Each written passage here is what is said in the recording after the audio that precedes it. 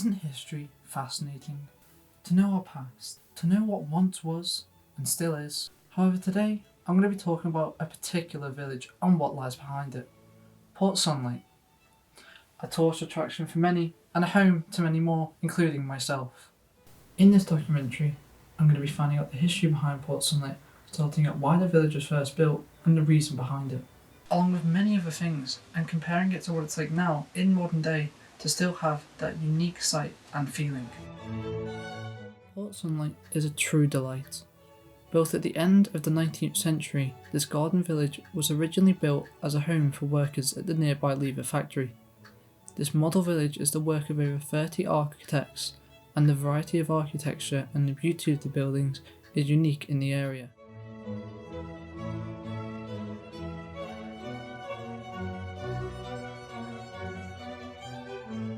But let's go to the place where it all started, the Lever Brothers factory.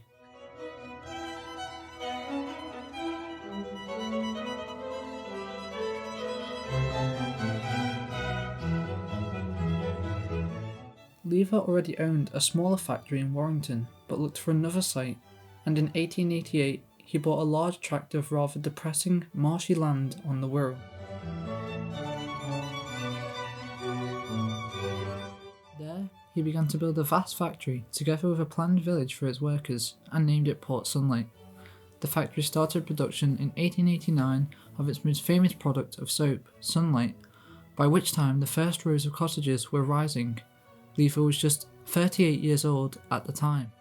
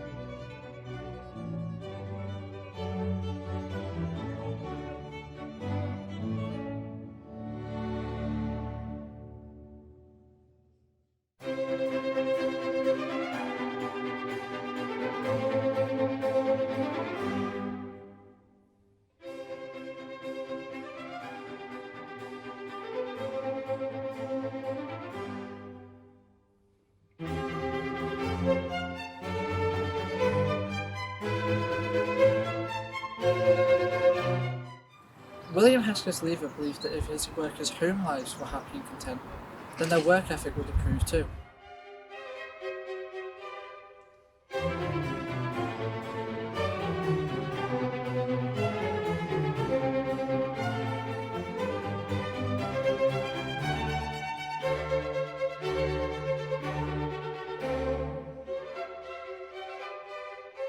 I myself have a family member, my great-grandfather, who used to work within the Lever factory from 1933 to 1959. I went to ask my granddad more about it. So what was your dad's name? Dad's full name was John Llewellyn Emmet. What job role did your dad have within the Lever factory? His job was actually a maintenance engineer to maintain the equipment in the hardening plant, which was where the liquid soap was turned and compressed into hard blocks ready to be cut up to make the bars of soap that then went out on sale. You have documents from his time within the factory. Would it be okay if you could present them on camera and speak about each one? Yes, we've got two types of documents. One is a service award for good service, and the other one is for the service he performed for Lever Brothers during the Second World War. The first one we have here is original invitation to good service on apprenticeship wards. That was followed by the actual invitation, including the programme that they had for the meal and entertainment that went on during the afternoon, and during which the awards ceremony, he was then awarded a long service certificate for good work for doing his duties in the Lever Brothers. The other document is appertaining to the Second World War. This certificate shows that my dad was part of the fire brigade during the Second World War and did this on a voluntary basis for Lever Brothers in case of any outbreak of fire or anything appertaining. Was there a particular reason he chose to work within the factory? Well, you've got to remember that 1930s was the Depression, and he was out of work at the time. Obviously managed to get an interview with Lever Brothers, and from then on joined Lever Brothers and worked until basically the day he died. Was your dad ever offered a house to live in within Port Sunlight? Well, because he started work in 1933 and Mum and Dad had already bought a house or were buying a house in Morton, he didn't really qualify. So he wasn't really offered a house on the estate because he was already buying a house with Mum. Did your dad ever get a chance to meet the Lever Brothers or to meet anyone in particular of speciality? No, he would not have met any of the Lever Brothers themselves. The only person he would have met was in the awards ceremony, who was the chairman at the time. But other than that, no. Thank you for your time. Not at all, my pleasure.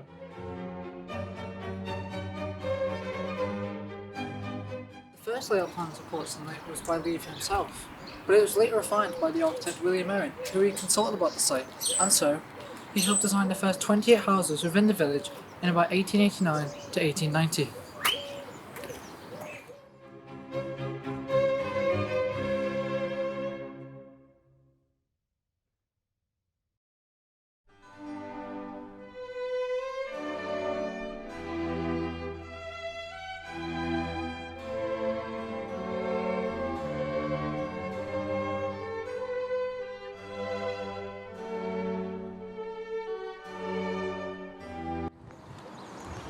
Over the years, a few local architects would also be involved in the project as well, and a few nationally important architects would be involved in the making of particular buildings around the village.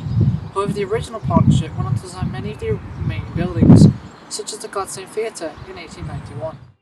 The Gladstone Theatre in Wirral's Port Sunlight is one of the most historical buildings in this beautiful garden village. Originally built as the Lever Brothers staff dining hall, it was converted into a theatre in the 1950s. Hume Hall was designed to provide dining facilities for female employees of the Port Sunlight factory. It was designed by William and Cigar Owen for William Hesketh Lever in 1901. It was later used as an art gallery when canteen facilities were provided at the factory. Later still, it became a community centre and still is to this day.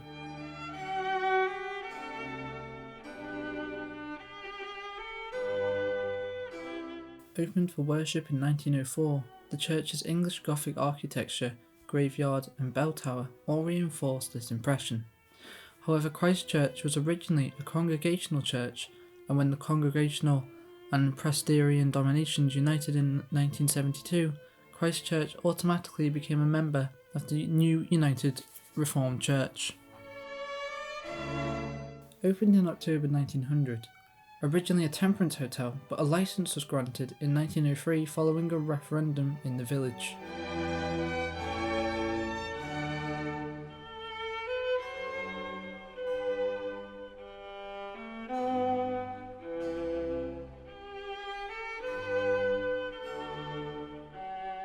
The gallery was founded by William Hesketh Lever in 1851 to 1925 and is dedicated to the memory of his wife, Elizabeth.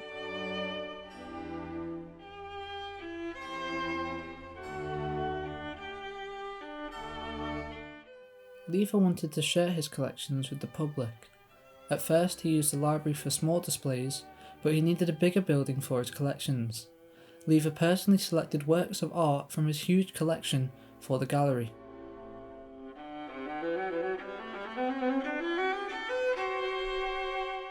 The gallery still contains the best of his personal art collection.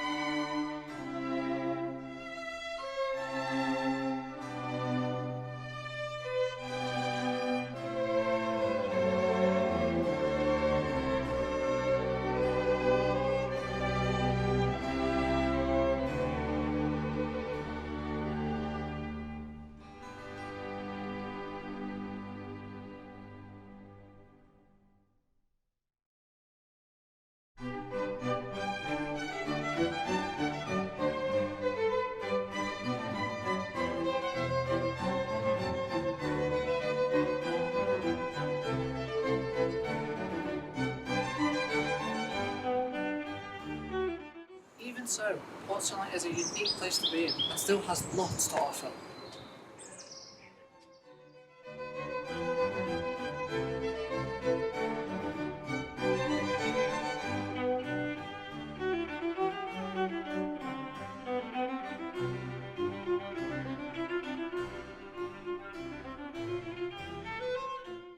It truly is a beautiful village to visit. Any walk around the village affords views of some of the most exciting village architecture of 19th century England.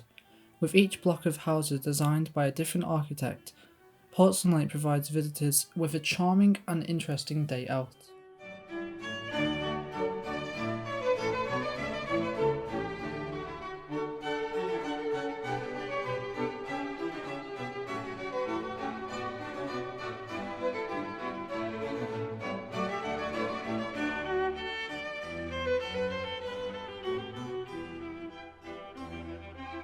And if you're interested in finding more in-depth history and stories about Port Sunlight's past, then the museum is the perfect place for you to go.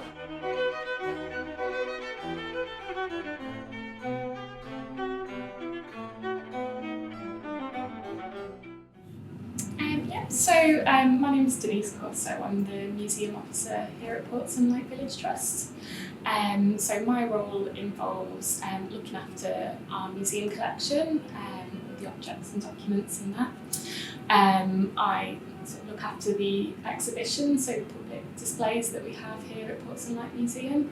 And I'm also responsible for our learning programmes, so working with schools and also delivering informal learning activities during school holidays and things like that. Do you yourself find the history behind Port Sunlight and the village interesting, and if so, why? Yeah, it's a really fascinating history. So I've been here in Port Sunlight around 9 months, and I'm still finding out new things about the village every day. It's a really, really interesting place, and this year marks 130 years since the first residents moved into Port Sunlight. And I think it's a really wonderful microcosm of one person's vision for what a society could be like, that man being William Lever, the founder of Lever Brothers, and also the founder of Port Sunlight.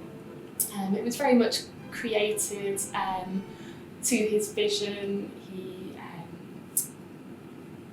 had an eye on every detail in Port Sunlight, so the way the houses were built, the open spaces, the opportunities for community engagement and participatory activities. He thought about everything very carefully in his design, so it's really interesting to see how that vision has evolved over the years and what it means to live in Port Sunlight today as well. So yeah, it's a very, very interesting place to be.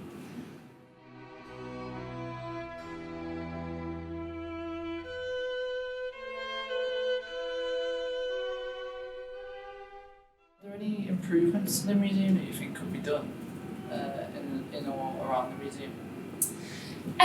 Yeah, definitely, and I think that's at the Trust, that's definitely part of our ambitions for the next few years, and it's something we've set out in our plans and ambitions for the future.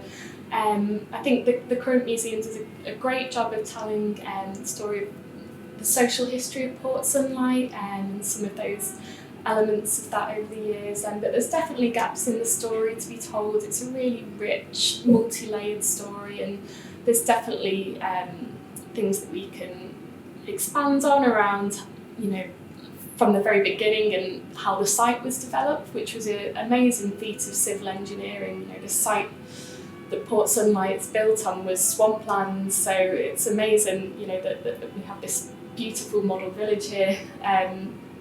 In what was very unsuitable land. So from that really through to William Lever, his business and the manufacturing, there's so much more that we could tell. So that's definitely in our plans for the museum offer over the coming years, to develop that and tell a richer story for our audiences.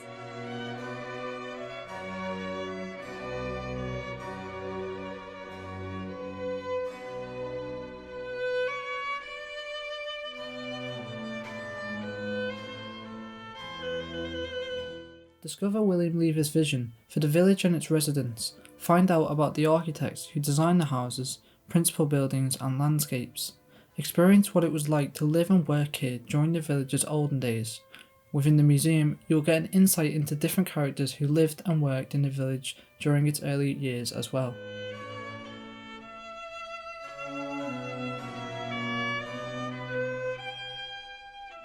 Could you tell me a little about what displays can be seen around the museum? Yeah, so we've got a variety of displays here at Ports and Light Museum at the moment, from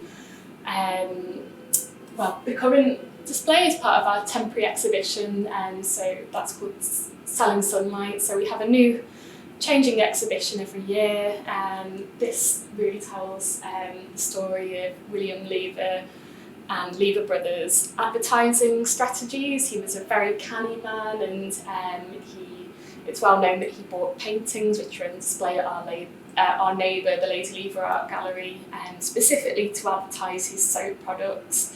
But he also did a lot of other things. He did special offers for children to get them interested in his products. And he used Ports and Light Village as well to advertise Lever Brothers. It was part of his advertising strategy. So it's a really sort of visual, nostalgic temporary exhibition that we have at the moment. We've also got displays that talk about Ports and Light's contribution during the First and Second World Wars. There was a huge contingent from the factory that went and served in those world wars, which is commemorated, of course, in the village's war memorial. So we tell some of that story here in the museum. We also have displays on popular culture in Ports and Light. It was a real thriving hub of the swinging 60s, and it was the place where the Beatles played their first gig together as the Fab Four. It was the first time that Ringo played with them. It was also the first place that they did their first broadcast interview as well. So it's got a really rich history in the 60s of hosting a lot of those Mersey beat bands in Hume Hall. And we have lots of displays as well around, what life has been like in Ports and Light over the years, what it means to be a sunlighter. So you can see displays around the communities and the schools in Ports and Light, the different clubs and societies, of which there have been many over the years in Ports and Light. So yeah, there's a real wealth of information that you can see here in the museum.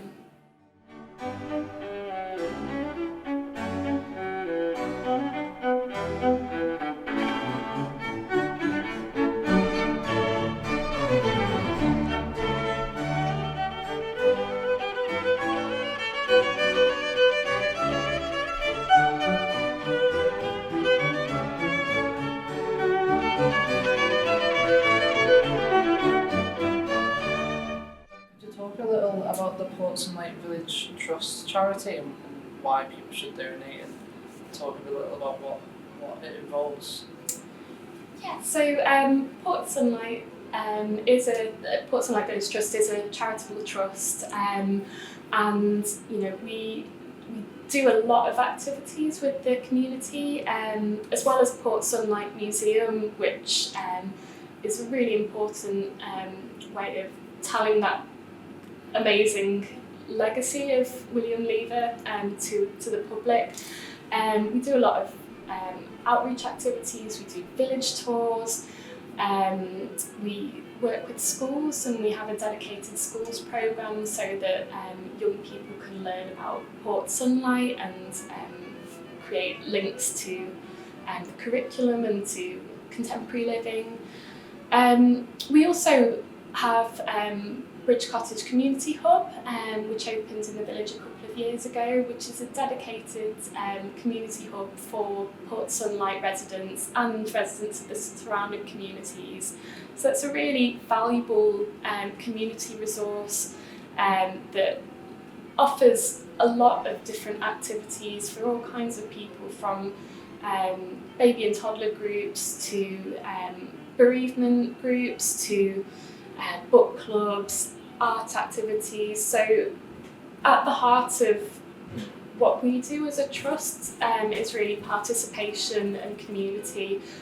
So any donations that we receive really help us in our remit of doing that, working with wide communities and spreading the amazing story of Port Sunlight Village.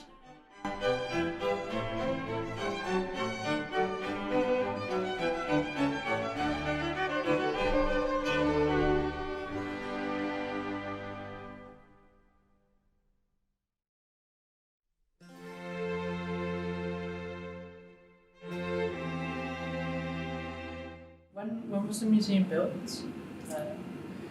So Port Sunlight Museum was founded in 2006 in this building. This building actually, as you might imagine, has a much longer history. It was the original girls' club, which opened in 1913. So that was a place where the women and girls of the village would come and participate in activities such as basketry and weaving and dancing, and then became the residents' club. But since 2006, it's been the home to Port Sunlight Museum, which replaced a very small heritage centre across the other side of the village on Greendale Road. It was realised by the Trust that it was really important to have a dedicated museum for Port Sunlight to tell that story of a very, very unique village. It's been developed since then.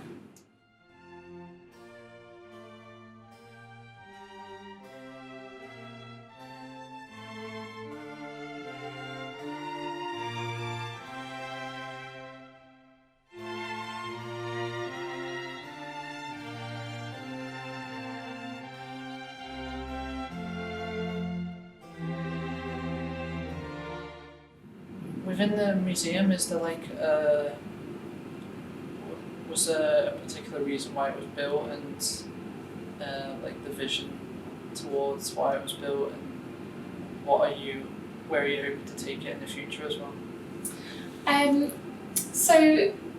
guess the vision behind Port Sunlight Museum, as a trust, we have a small collection of objects, but a growing collection, and we're sort of actively collecting. So the museum is really an opportunity to get some of these artefacts out on display and to use them to tell the story of a very unique village, an industrial workers' village with a very specific vision from William Lever, and to tell that story really. Everything from the architecture and the amazing array of architecture, which is something that really sets Port Sunlight apart from other model villages. It's got a huge, I think almost every period of British architectural history, as well as a few European ones, are represented in Port Sunlight. So I think telling the story of Port Sunlight and what makes it unique, and the legacy of that sort of original vision was really the founding ideas of Port Sunlight Museum. As I mentioned, we do have really big ambitions for the future. We want to broaden our offer to be able to appeal to wider audiences, particularly young people and families, and make sure that what we have on display at the museum engages children and offers opportunity to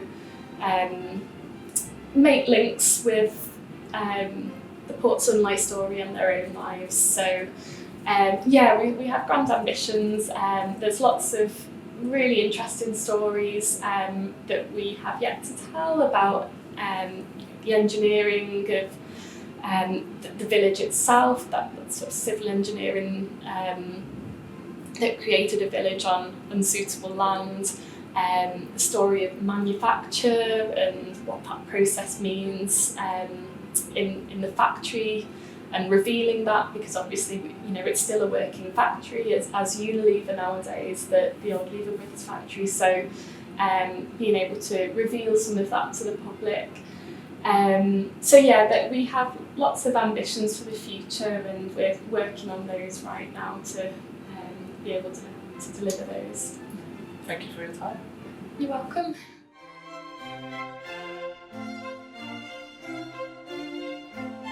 So why not come down and experience for yourself the history of Port Sunlight?